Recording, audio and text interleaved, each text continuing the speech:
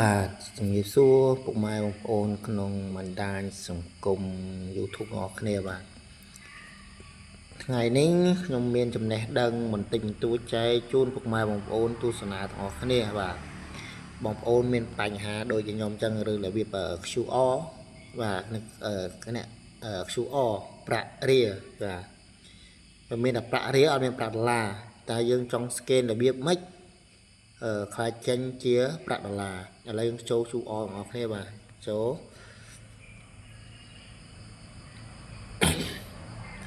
បាទយើងចូល QR ចឹងហើយបងប្អូនចុចលើនេះក៏បានបងប្អូនចុចលើ QR ក៏បានហើយចុចយ៉ាងណាក៏បានហើយចុចលើ QR នេះក៏បានឥឡូវចូល QR ទៅបាទ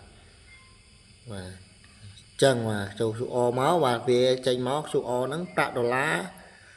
ហើយនឹងប្រាក់រៀលវានៅជាមួយ QR ជាមួយគ្នាបាទព្រោះឥឡូវហ្នឹងធនាគារជាតិគេត្រូវការអញ្ចឹងបាទហើយយើងធ្វើម៉េចបាទដែលអាច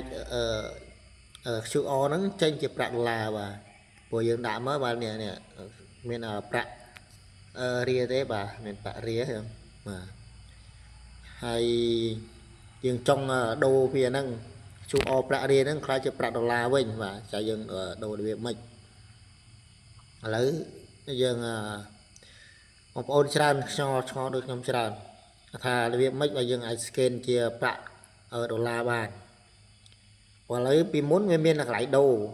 រជាប្រាក់រៀលប្រាក់ដុល្លារអញ្ចឹងមានកន្លែងដូរឥឡូវហ្នឹង QR មាន2ឯងមានប្រាក់រៀលប្រាក់ដុល្លារឥឡូវមាន QR មានតែមួយទេមានតែប្រាក់ដុល្លារហើយនិងប្រាក់រៀលជាមួយ QR តែមួយគ្នាអញ្ចឹងអ្នកធ្វើការជុំខ្ញុំទាំងអស់គ្នាគេឆ្ងល់ហើយអ្វីក៏យើង scan ទៅចេញទៅលុយដុល្លារ scan ទៅបាញ់ទៅចេញទៅលុយរៀលវិញប្រាក់រៀលអញ្ចឹងណាព្រោះ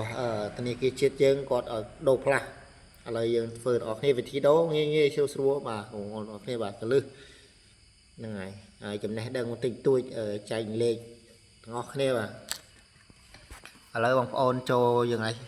QR អញ្ចឹងហើយបាទចូល QR បងប្អូនចុចឃើញកន្លែងសញ្ញាកណ្ដាលនេះបងប្អូនសញ្ញាកណ្ដាលយើងចុចហ្នឹងក៏ដោយចុចចឹងពឹកវាមានចេញនេះប្រាក់រៀលដុល្លារបាទទៅហើយបងប្អូនយើងចង់ដូរ QR ហ្នឹងចេញជាប្រាក់ដុល្លារយើងធ្វើម៉េចយើងចុចកណ្ដាលនេះបាទចុចកណ្ដាលហ្នឹងមកបាទមានយើងជ្រើសរើសបងប្អូនជ្រើសរើសបាទបងប្អូនជ្រើសរើសប្រាក់រៀលខាងលើដុល្លារខាងក្រោមនេះក៏ដុល្លារដែរបាទចឹងបងប្អូនចង់ scan ដុល្លារចូលក្នុងមួយណាបងប្អូនចូលដុល្លារពុកបាទវាលោតចឹងបាទវាលោតជាអញ្ចឹងហើយត្រូវបងប្អូនត្រូវវាយទឹកប្រាក់ដែលបងប្អូនចង់វេចូលនៅក្នុង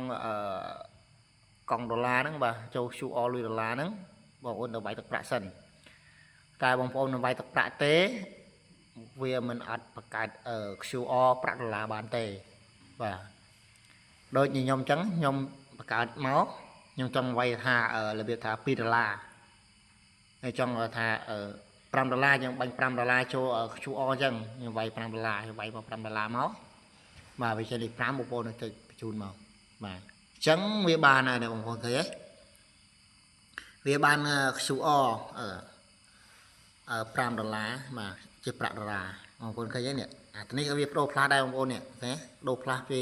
ប្រាក់រៀលទៅប្រាក់ដុល្លារហើយអញ្ចឹងបងប្អូនមកថាចង់ឲ្យគេបាញ់ឲ្យបងប្អូន screen shot ពីលើមកហើយក៏ឲ្យគេ scan មកបាទគេឲ្យ scan មក5ដុល្លារមកគឺកង់យើងប្រាក់ដុល្លារយើងវាបានហ្នឹងហើយបាទអញ្ចឹងបងប្អូនឃើញឆ្ងល់មុនថាហេតុអ្វីក៏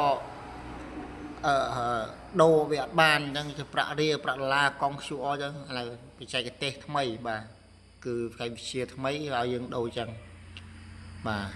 នឹងបងប្អូនច្រើនមួយចំនួនច្រើនមកច្រើនមែនទែនបាទដែលឆ្ងល់តែមិនQR តែមួយមានប្រាក់រៀលប្រាក់ដុល្លារហេតុធ្វើម៉េចមកយើងបាញ់លុយដុល្លារកើតព្រោះយើងបើកមកកង់ឃើញតែប្រាក់រៀលទេបាទហើយបងប្អូនដូចខ្ញុំធ្វើអញ្ចឹងបង្កើតមកបងប្អូនថាចង់ដូរជាប្រាក់រៀលវិញចុចមកហើយវាយទឹកប្រាក់ទៅបងប្អូនវាយទឹកប្រាក់ថា100រៀលទៅហើយយើងបញ្ជូនមកអញ្ចឹងវាចេញជាប្រាក់រៀលវិញហើយហ្នឹង ngày miền video mình tập năng đây và chạy ở chùn phục mai của ôn tu sana tỏ này bạn ngày chụp nênในក្នុង video ក្រោយ ok bye bye កុំភ្លេចជួយ like ជួយ share ហើយក៏ជួយថត subscribe ហើយនិងសញ្ញាកណ្ដឹងចែកជូនមកដល់បងប្អូនទាំងអស់គ្នាដែលជួយទស្សនាវីដេអូនេះបាទគ្រប់ត្រូលជួយ like ជួយ share ផងបាទ